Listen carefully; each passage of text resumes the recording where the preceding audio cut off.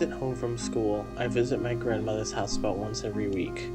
80% of these visits involve me passing through her gorgeous side yard. Behind the metal gate is a seating area connected to a narrow path which leads to her backyard. On one side sits a bulky gas grill, accompanied by plastic trash bins, and a waist-height stone wall on the other, the top of which bears all sorts of colorful plants. There's a porch swing in the little seating area, half on the path and half in the dirt and wood chips because it is far too large to cram onto the side porch.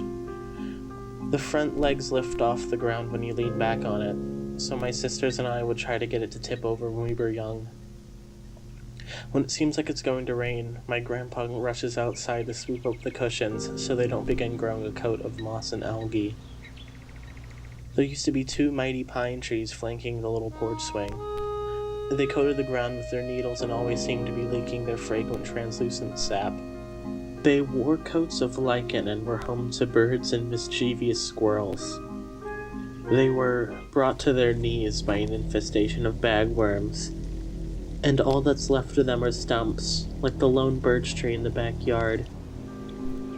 Above the concrete foundation are horizontal layers of siding, tan with black and white accents. Almost a decade ago, her house had vertical blue-green wooden siding with a black roof, back when the pines weren't so mighty. I remember running past the carpenter bees gnawing the wood apart, afraid they'd sting me. I was shocked when one weekend I was barely able to recognize my grandma's house when it up and changed color in a week. With every visit to her yard, even mere days apart, something changes. Usually something small like a flower having bloomed, or Christmas lights being put up. Occasionally something big changes, like the black gate getting a new lock, or the black dog no longer being here to greet me with a wagging tail and lapping tongue.